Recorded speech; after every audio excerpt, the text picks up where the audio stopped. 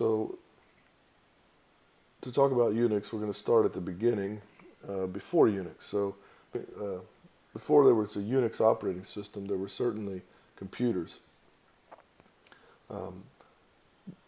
Those computers had operating systems that were written in assembler, and assembler is essentially a human unreadable programming language. It's not easy for a human to understand this language or read it easily. And so this language is written specific to the architecture of the hardware.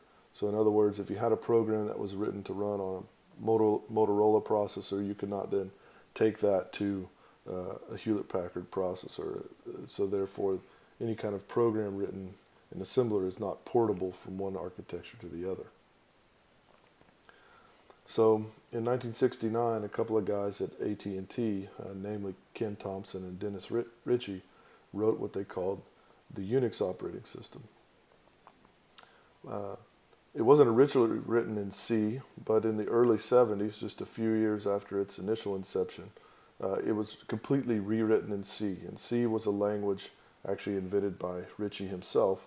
And the benefit of C is that C programs through a compiler, or C programs use a compiler to then translate the C into assembler on any specific hardware, and therefore they are portable, and that was its strength. So because Unix was written in C and C was portable from hardware to hardware, portability was the strength of the Unix operating system. At the time, there was a law that I think has been revoked since then, but it prevented AT&T from selling its software to make a profit. It could only charge a small sort of nominal fee and had to distribute Unix openly, meaning the actual source code of the operating system itself. And so it was mostly just distributed to academia, a few universities, and one of the first universities to really pick up and begin to develop their own version of Unix was the University of California at Berkeley. And its version of Unix is called BSD Unix.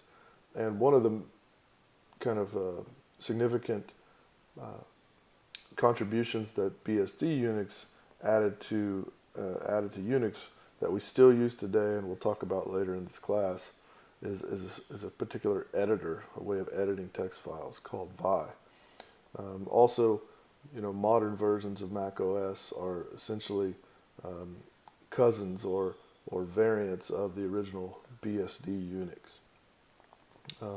And so they picked up where AT&T left off.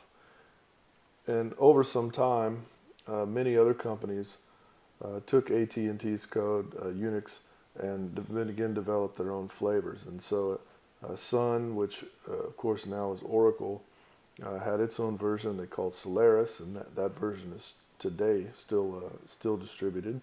IBM had a version that they called AIX. HP had a version, HPUX, and of course Apple developed what they initially called Mac OS X, or Mac OS X, but now they've simply just shortened the name to Mac OS, and underneath the sort of beautiful graphical user interface on a Mac is, of course, a Unix kernel. And so this fragmentation, though, led to some problems, because what it did was it broke some of the portability, which was initially the greatest feature of Unix. So after some time, Novell bought AT&T's sort of development group for Unix, and what they did was release the Unix trademark to an open standards body that eventually became known as the Open Group, and this body still exists. It's a consortium of many of the companies that we just talked about that have their own version of Unix, Oracle, Sun, which became Oracle, and Mac and others contribute to this group. And what they try to do is to standardize the Unix distribution so that it will remain portable. Part of what they do, again, is develop a single Unix specification. This is a joint effort between the open group and what was initially IEEE, which is a professional organization for electronics and electrical engineers. IEEE developed what they called the Portable Operating System Interface for Computing Environments. The short name of the acronym is called POSIX. And so later, this joint effort between IEEE and the Open Group resulted in this single Unix specification, which is just a written down set of standards as to what a Unix operating system should do, should be. And the current version is version 4, and if you'd like to take a look, there's a hyperlink here. And so if we fast forward to the 90s,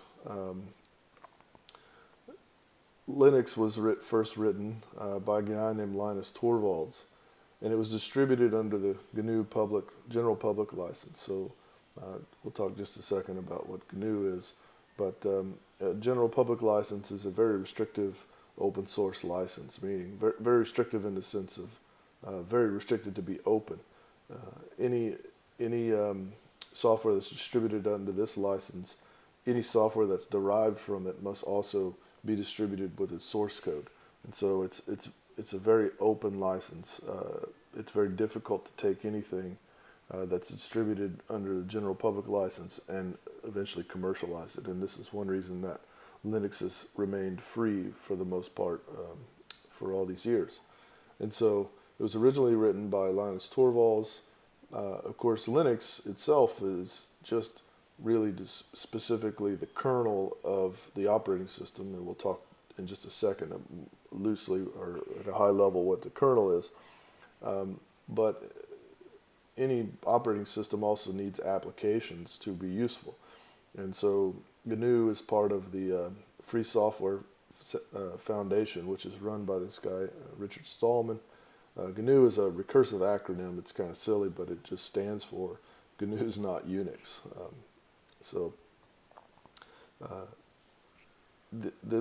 This GNU supplies many of the application tools for Linux. And so really when we say Linux, we're almost always referring to GNU/Linux, the combination of the applications and the kernel that makes it useful.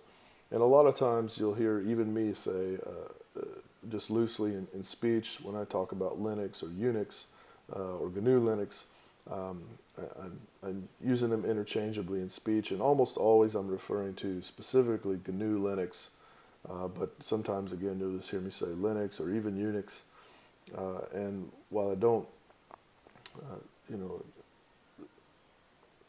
I use them interchangeably, but understand that there are subtle differences between all of them.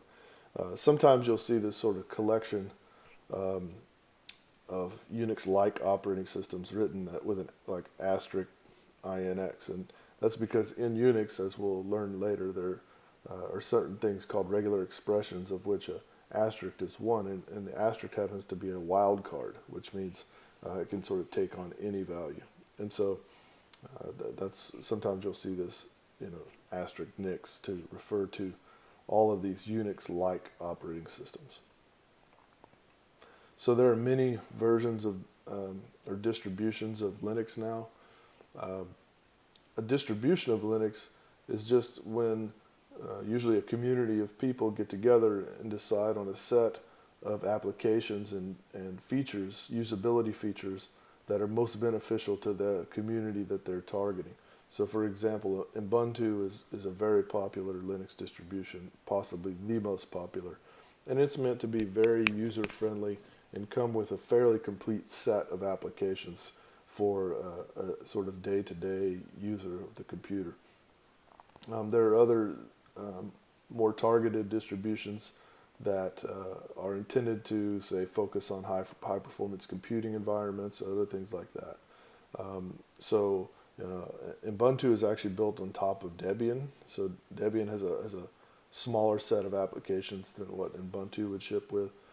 Fedora is what's left over from the Red Hat distribution when Red Hat went commercial. So Red Hat produces a variant or a distribution of Linux. Of course, the kernel itself is still shipped under the GNU public license and must remain free and open. But the distribution, the set of applications, and the support for those applications is then distributed commercially by Red Hat. So in other words, when you buy a Red Hat Linux operating system, you're getting support for the set of applications that is shipped with it. Support meaning, user help and other things. These are just a couple of popular distributions. There are so many. There are, quite possibly 50 or 100 widely used distributions of Linux, and it's quite easy to actually build your own. So just briefly about the Unix architecture. This is not a class in computer science. We're not going to go into great depth about this stuff, and quite frankly, to use it, you don't need to know that much. But basically, there's a division of labor in the Unix environment between the kernel and the shell. So the kernel is the sort of lowest level part of the soft operating system. And the shell provides the applications and the user interface to those applications. So often we talk about the shell, and possibly the reason it's called a shell is because it wraps around the kernel. So the kernel talks to the hardware, and it basically serves as a go-between between the hardware and the shell, of course, interacts with users. So one important feature is that there's only one kernel on an operating system, but there will be multiple shells, always associated with multiple users. So there can, as we'll see on the next slide, one of the features of a Unix operating system is that it's a multi-user environment. And so every user can have its own shell running simultaneously, interacting with a single kernel. And then, of course, then the shell also implements or interfaces with all these applications. So things like CP, that's just to copy a file, grep, tar, these are all small, simple applications, and we'll learn about some of them in the class that the user would interface with. So again, that's just a little bit about the kernel-shell relationship. And some common or the most important features of Unix, as I said, it's a multi-user system, so many users can be logged in at once and run programs that compete. And all of them interact with a single kernel. Multitasking, so any user can also run multiple tasks simultaneously. Of course, this is pretty common in all computing environments these days. Also provides a repository of applications. So even the most basic Linux or GNU Linux distributions will have a small set of applications shipped with them that and other ones can be installed, but these are always the sort of simple operating tasks will always be there, like copying files and adding and removing files and editing files and these kind of things. The philosophy of Unix is to use a building block approach. In other words, to take a series of very small applications that typically only do one thing, and then pipe them together, or in other words, like string them together to perform more complicated tasks. And another thing that all Unix features machines will have is a sophisticated pattern matching. So this is typically through something called regular expressions. And we'll have a dedicated lecture on that later. But if you learn to do some simple pattern matching, you can do these quite sophisticated things. So I'll show you an example here shortly. Unix is also intended to be a programming language. So this is not the kernel itself or the operating system itself, but rather through the shell. So all implementations of shells, and there are several, all implementations of shells will have some basic sort of features of a programming language, like flow control, if statements, for loops, variables, these kinds of things. They are not the easiest programming languages to learn or use, but to have some basic shell scripting ability in your toolbox can really make it useful. Of course, we're going to use Python extensively in this class, And a lot of the typical shell scripting sort of batch tasks that you might do, for example, to rename a bunch of files or to move a bunch of files that match some specific pattern from one place to another. Many of them can be achieved also through Python quite easily, and so we'll talk a little bit about that. So in this class, of course, we're going to use the Cloud9 sort of cloud-based computing environment. And what that is actually a Linux virtual machine running in the cloud that we're interfacing with through a web browser. So in Cloud9, if you were to want to open up a new terminal, you do it this way, and the terminal is the sort of text interface to the shell, and this is how we would interact with the Unix. So this is actually a Linux machine, and we can see that by running the command uname-a, and this gives us some information not only about the fact that this is Linux, the kernel version is here, 4.974, and there's some information, of course, about the time. It also shows us that we're running on basically an Intel 64-bit machine, and this is a variant of GNU Linux, of course. So just to give you an example, a short example, we'll learn more about these specific commands later in the class, but I'm going to just create a few files using the touch command, so I'll just call it file1.c, file2.c, file3.c, and then I'll create some files that have other file extensions. So let's say file1.cxx, file2.cxx, file3. So these would be meant to represent a set of C and C++ files in the directory. So I can list the directory and show the files that are there. And then I can use some pattern matching. So if I only wanted to list the C files in the directory, I could use that asterisk as we mentioned, and then just put the .c file extension there, and it's only going to list the C files.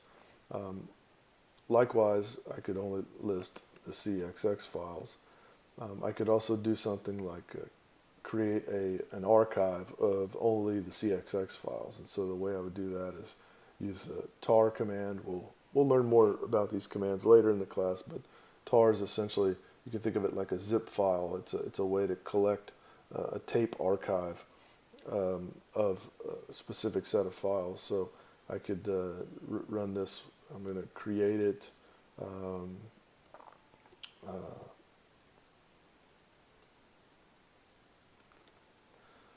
few options. We'll learn more about this later. But then I can say files.tar.bz2 and then use the regular expression to select only the CXX files.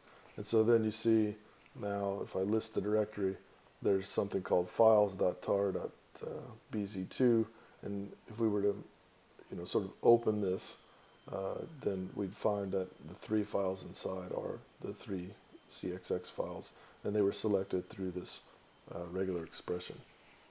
So again, we're going to learn more about the specific commands we ran here, but this is just to give you a flavor of how you'd interact with the Unix operating system.